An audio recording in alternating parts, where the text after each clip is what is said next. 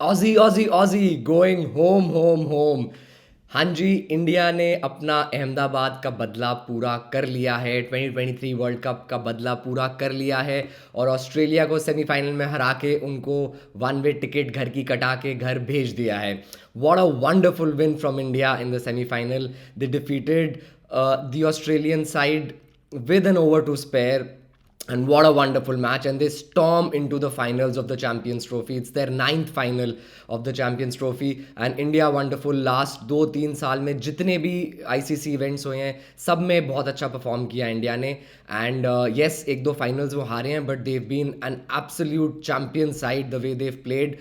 And today they finally defeated Australia, जो कि हर एक फ़ैन की, इंडियन फ़ैन की, क्रिकेट फ़ैन की चाह थी बहुत देर से. वो उन्होंने आज कर दिया है. Kohli, Pandya, KL Rahul, so much to talk about. All of that in today's episode of Gully Games with Ishan.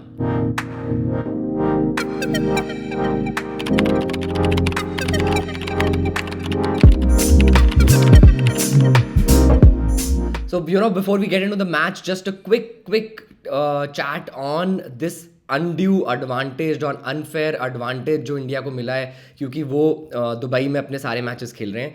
तो इसमें देखो, बड़ी सिंपल से व्यू पॉइंट है मेरे तीन चार. एक कि इंडिया ने डिसाइड नहीं किया. This is not up to the players, this is up to the management. Yes, आप बोल सकते हो कि यार BCCI ही ICC है, जय शाह ही सब कुछ करता है एंड वो ही किया है. बट अगर आप लॉजिकली देखो तो इंडिया पाकिस्तान नहीं जाएगी, ये बात बहुत क्लियर है, ये सबको पता है. ये हर एक कंट्री को पता है कि वो पाकिस्तान में अभी due to the political tensions India team अभी साइड नहीं करेगी. वो सेफ भी नहीं है, ठीक है. तो अगर ये वो नहीं कर रहे तो ऑब्वियसली क्या बचता है कि वो आसपास कहीं खेलें, जो कि पास है. दो तीन ऑप्शंस जो इंडिया में खेलते तो आप बात करते कि इंडिया पाकिस्तान में नहीं खेल रही, अपने मैचेस अपने घर पे ही खेल रही है, तो मुझे बात समझ भी आती कि बहुत ज़्यादा डिसएडवांटेज है दूसरी टीम्स को और बहुत ज़्यादा एडवांटेज है इंडिया को. बट अब ऐसा तो हुआ नहीं. तो या तो वो श्रीलंका में खेलते जिसके भी अपने लॉजिस्टिकल चैलेंजेस हैं, या वो दुबई में खेलते, UAE में खेलते. तो उन्होंने UAE पिक किया खेलने के लिए. और अब 4 या 5 मैच टोटल हैं, 3 मैच लीग के हैं. तो 3 मैच के लिए वो 3 अलग अलग स्टेडियम्स में मैच तो नहीं करेंगे ना. ऑब्वियसली इतना लॉजिस्टिकल चीज़ें इसमें जाती है. स्टेडियम को रेडी करना है, पिचेस को रेडी करना है, ICC को हैंड ओवर लेना है. All of that, there is a cost involve. Why would you make 3 stadiums just because India 2-2 घंटा ट्रैवल करे और आप लोगों को शांति मिले, ऑस्ट्रेलियन मीडिया, इंग्लिश मीडिया को शांति मिले कि ये एडवांटेज नहीं है और वो ट्रैवल कर रहे हैं जस्ट इसके लिए. वो ये क्यों करेंगे? First view point. तो इसीलिए वो मैच एक ही स्टेडियम में हुआ और वो स्टेडियम इंडिया का घर नहीं है. That's not the home of Indian cricket team. In fact Indian team बहुत ज़्यादा वहाँ पे खेलता भी नहीं है. There are so many more countries जहाँ पे, even Sri Lanka for that matter, where India plays a lot of cricket. But Dubai और UAE, India does not play a lot of cricket. And to be very very honest, even if you ask the Indian team, उनके batters ऐसे sluggish pitches पे struggle ही करते हैं. They prefer true pitches because उनके bowlers इतने अच्छे हैं in Jasprit Bumrah and this in our spinners कि वो बहुत फ्लैट ट्रैक पे भी बहुत अच्छा परचेज कर लेते हैं. बस स्लगिश ट्रैक्स में आपने देखा होगा तो इंडिया फंसता ही फंसता है. जैसे इंडिया होम सीरीज में भी न्यूजीलैंड से 3-0 हारा, all sluggish rank turners. So India does not prefer to play in pitches like Dubai. Just to make that clear, अगर आप किसी भी इंडियन प्लेयर से भी पूछो या कोचिंग स्टाफ से भी पूछो तो भी आपको यही बोलेगा. अब ऑब्वियसली क्योंकि मैच दुबई में चला गया है, क्योंकि पाकिस्तान में नहीं हो सकता और 3 ही मैच है, तो उसके लिए वो 3 अलग अलग स्टेडियम तो करेंगे नहीं, इसलिए एक ही स्टेडियम में मैच है. अब और अभी तक किसी को प्रॉब्लम नहीं थी. ये अनाउंसमेंट हो गई थी टूर्नामेंट से बहुत पहले, तब कोई कुछ नहीं बोला. ये सब कुछ हो गया था टूर्नामेंट स्टार्ट होने से पहले, तब कोई कुछ नहीं बोला. अब जब इंडिया ने 3-4 मैचेस जीत लिए हैं तो सब बंदे स्टार्ट हो गए हैं कि हम तो इतना ट्रैवल कर रहे हैं, हम तो ये कर रहे हैं, हम तो वो कर रहे हैं. And to be fair, yes there is a slight advantage, but India is not to be blamed for that. It's just how it is. जैसे सेम T20 वर्ल्ड कप में लोग बोलते थे कि इनको पता है कि इन्होंने गयाना में खेलना है. यार वो क्योंकि टीवी व्यूअरशिप की वजह से है, इंडिया की वजह से नहीं. और इंडिया को पता है गयाना में खेलना है, तो ये भी पता है कि फाइनल बारबाडोस में खेलना है. तो ये कैसी बात हुई? बट येस, आप इतना बोल सकते हो कि उनको एडवांटेज है, तो उन्होंने अपने 15 में 5 स्पिनर रख लिए क्योंकि उनको पता था कि उनके मैचेस दुबई में है सारे, तो उनको मे बी वो एक्स्ट्रा सीमर नहीं चाहिए होगा. येस, टिल दैट एक्सटेंड एक 10-15% तक आई कैन अंडरस्टैंड कि उनको एक एडवांटेज मिला है इस चीज़ से. बट वो उनके कंट्रोल के बाहर है और वो इतना बड़ा एडवांटेज कहीं से भी नहीं है जितना इतना बड़ा मुद्दा उसका बनाया जाए.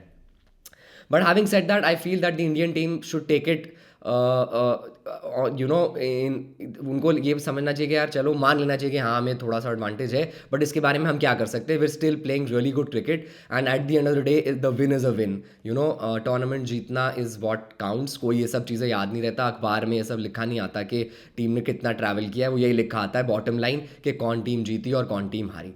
So yeah, that's my take on the undue advantage that India has. Maybe a 10-15% advantage, but definitely not something जितना बड़ा इसको बना दिया गया है, and definitely not in India's hand because this is logistical problems, this is political problems, and इसमें कुछ नहीं कर सकती India, and it's not like India अपने घर में। So coming to the match, what a great game यार। वैसे we have to give it to the Aussies यार, मतलब मुझे लगता है कि उस विकेट पे जिस हिसाब से वो खेल रहे थे ना, और 198 फॉर 4 जब स्मिथ आउट हुआ, I think they were playing, Alex Carey played very well, Smith played very well, उससे पहले लाबुशान एंड जो उनका ओपनर है that also, Travis head also played really really well. मतलब वो चलाते ही चलाते हैं, मतलब वो किसी पॉइंट पे नहीं रुकते, किसी भी स्टेज पे जाके वो चाहे विकेट गिर जाए चाहे 2 विकेट गिर जाए, ऑस्ट्रेलियन टीम डिफेंस पे नहीं जाती, and that's a great trade to have in today's modern day cricket. But eventually, I think it backfired on them. From 198 for 4 to 206 for 6, जब स्मिथ और मैक्सवेल सक्सेसिव ओवर्स में out हो गए, I think that was the changing point in their game because they were easily looking to get 280 290। I think वो वहाँ से 280 290 का target आराम से बनाते, and that would have been definitely above par if you ask me. But क्योंकि वो 250-60 के रेंज में रह गया, that I feel was a par score, and with Australia's lineup being a little inexperienced and the Indian batting lineup being so strong till number 8, Jadeja batting at number 8, I think it was always going to be India's match to win. So I think that's where the Australian team faltered. वो उस point पे जहाँ 2 wicket इकट्ठे गिर गई ना, and आप बाकी की दिग्स अगर देखो तो उन्होंने बहुत अच्छा किया, 50-50 रन की पार्टनरशिप, कभी भी क्लस्टर में विकेट्स नहीं गिरने दी उन्होंने अपने इनिंग्स में, तो उससे मोमेंटम लूज नहीं होता। बट वहाँ पे वो जो 2 विकेट गिरी ना, एंड उसके बाद नंबर 8 पे उनके इतनी स्ट्रॉन्ग बैटिंग नहीं थी, तो they had to play the defensive shots, and there was only 1 और 2 sixes in the last 7 overs. उन्होंने आखिरी 10 ओवर में सिर्फ 50 रन बनाए और 4 विकेट खोल दिया। I think that is where they lost the game. वो 50 की जगह अगर 75-80 रन वो 10 ओवर में निकाल लेते और ये स्कोर 260 की जगह 280 290 होता, तो आई थिंक बहुत मुश्किल होता है इंडिया को ये चेज़ करने के लिए, and there would have been a lot of additional pressure on India to chase that. So that was the changing point of the game. Another thing which was very surprising for me that Australia dropped a lot of catches. तो जब आप एक inexperience bowling lineup के साथ खेल रहे हो और आप पार स्कोर बनाया है आपने, ऑस्ट्रेलियन जैसी टीम से आप एक्सपेक्ट नहीं करते कि वो कैचेस छोड़ेंगे। उन्होंने 2 रोहित शर्मा के कैचेस छोड़े जो आई थिंक उनको इतने भारी नहीं पड़े बिकॉज रोहित शर्मा आउट हो गए। फिर उन्होंने कोहली का कैच छोड़ा, yes it was a difficult catch, but I think कि वो Australian team or Maxwell would bang to take those catches and those moments and those small moments. Kohli was playing at 50. I think that point अगर Kohli out होता तो game फिर भी balance में आ जाता। तो I think very very strange from an Australian side to drop so many catches, and they just did not help their cause to be honest, because जैसे मैंने बोला कि पार स्कोर, इनएक्सपीरियंस बॉलिंग, कमाल की इंडियन बैटिंग लाइनअप, इस सब के साथ अगर आप फील्डिंग में वो सुपर एफर्ट नहीं डालोगे तो it's always going to be an uphill task, and that's what happened and India eventually manage to win the match with. सो यार कितनी भी बात करो उतनी कम है। King Kohli, emperor Kohli, whatever you call him, he is the boss of 50 overs cricket. We had discussed this in our preview episode of the Champions Trophy that this is his preferred format, this is his rosy roti, this is what he does, and nobody in the world is better at this than him. जैसे आप अगर उनकी innings देखो, पूरे 80-90-100 कर जाते हैं वो वनडे में, और 4 चौके 5 चौके 1 छक्का 0 छक्का 4। कल उनकी इनिंग्स में 50 सिंगल्स थे। There were 50 singles in 84 that he made. That means 50 single runs, मतलब एक हाफ सेंचुरी सिंगल्स की कर दी उन्होंने। So that's his game. There is nobody in this world who is better at it than he is. He does not take those chances. It was actually very strange कि उन्होंने वो 84 पे shot मारा। Normally he does not go for those. KL Rahul उधर से risk ले रहे थे, which was very unlikely him. But again, as he said in his interview, he's also human. He's allowed to make 1 or 2 mistakes. But I think कोई उनके आसपास नहीं आता when it comes to 50 over cricket. कोई उनके आसपास नहीं आता जब वो चेस में जो टेम्पलेट यूज़ करते हैं, जिस टेम्पलेट से वो खेलते हैं, रिस्क फ्री क्रिकेट से वो 5-6 रन जो मिडिल ओवर्स में निकालते हैं, I think that's just second to none, and there is no, I think I always felt that players को एरा अक्रॉस एराज रेट करना फेयर नहीं है।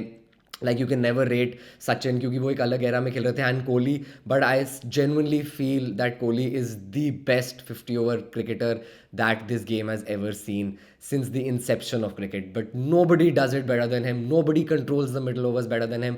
Nobody plays such risk-free cricket and gets so many runs at a reasonable strike rate better than him. So hats off to King Kohli, back in form, 100 against New Zealand, 80 against Australia, and now all we can hope is that he gets one more cracking innings in the final and helps India win that Champions Trophy. So yes, a lot of players played really well. Shreyas Iyer, I feel today in India's lineup is the best player, batsman against spinners that we have. He maneuvers them really well. वो जो crease का इस्तेमाल करते हैं बहुत अच्छा करते हैं एंड नॉट जस्ट आगे पीछे बट साइड्स में भी बॉलर को पुट ऑफ करते हैं. क्रीज का यूज़ बहुत अच्छा करते हैं and I think he is one of the best players against spin. And जो शॉर्ट बॉल प्रॉब्लम को उन्होंने टैकल किया है डोमेस्टिक क्रिकेट में और वापस आए हैं is I think truly remarkable. And today he is a very very important part of our Indian cricket team.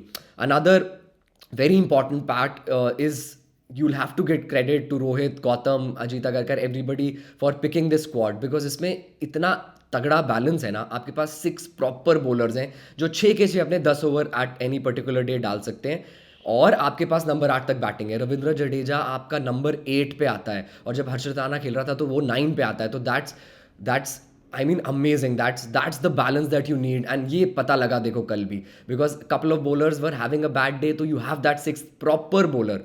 Teams आजकल क्या करती हैं 4 बॉलर्स के साथ खेलती हैं और 2 और 3 पार्ट टाइम 5वां बॉलर का रोल प्ले करते हैं. यहाँ पे इंडिया 5 तो पूरे बॉलर्स के साथ खेल रहा है और 6ठा ऑलराउंडर के साथ खेल रहा है. तो that just makes it so much better for a team to control, for a captain to control overs in because 50 over cricket में क्या है ना 300 balls है. So you have to go for wickets. It's not just about defensive cricket. आपको attacking cricket you have to go for wickets in the middle overs. And for that if you have 6 proper bowlers there's nothing like it. और problem क्या होगी अगर आप 6 बॉलरों के साथ खेल रहे हो तो आपकी बैटिंग वीक हो जाएगी. बट अगर आपके पास ऐसे स्पिनिंग ऑलराउंडर्स या ऐसे ऑलराउंडर्स है जैसे इंडिया के पास हैं रविंद्र जडेजा, अक्षर Patel, then you have the 6 bowling options and you have batting till number 8. I think that's the most crucial thing that was एक जब पांड्या इंजर हो गया था ना वर्ल्ड कप में तो I think that's where the lack happened because Surya Kumar was playing at 7. उसके बाद ना बैटिंग थी और 5 बॉलर थे बट बैटिंग नहीं थी. वो नंबर 8 पे बैट्समैन होना इज सो क्रूशल. ये हमने पिछले एपिसोड में भी डिस्कस किया था दैट वॉशिंगटन सुंदर या अक्षर पटेल जैसे कोई अगर नंबर 8 पे आता है तो वो बहुत बहुत क्रूशल है. एंड गौतम गंभीर is a big fan of this and rightly so because these are just small margins which help you so much in winning those tough moments and those tough games and those knockout games. So I think hats off to Indian selection team, captain, coach, everybody for having this team, having faith in this team. End of course उनके लिए बहुत अच्छा है कि Dubai में matches हो रहे हैं जहाँ पे अपने वो स्पिनिंग ऑलराउंडर्स को गेम में ला सकते हैं. No doubt about it. But क्या कर सकते हैं. बट कमाल का balance of this Indian team and now I hope we do not jinx them but I genuinely feel that it's going to be very difficult for New Zealand और South Africa जो भी आज जीतता है for them to beat India in the final. India has all bases covered but let's hope for the best. So that's all that we have in today's episode. We're going to be back with another episode of course after the final जिसमें हम पूरा Champions Trophy का round off करेंगे and we will look ahead to the IPL. Just before we go, I think special mention to KL Rahul. I think so much pressure. He was not into the tournament so far and Hardik Pandya जो उन्होंने finish किया innings I think 50 पे 50 चाहिए थे जब but उस राहुल ने आके took the pressure off, hit Zampa for a couple of sixes and Pandya those 3 sixes, crucial sixes खड़े मारा, step out भी नहीं किया. Shows his power, shows his confidence. I think confidence plays such a big role in cricket today, in sport today. जब आपको अपनी ability पे confidence है ना और आपको है कि यार मुझे भेजो मैं करके आऊँगा finish ये game, तो I think it just helps so much in actually delivering. और वो जो 3 छक्के उन्होंने एंड में मारे गेम डेड कर दी उसके बाद. तो special mention to both of them who've come good for India. And tune in to the next episode. Till then, hope for the best. Hopefully India will do wonders in the final and we'll add another ICC trophy to the cabinet of BCCI. Thank you so much for watching. See you guys next time.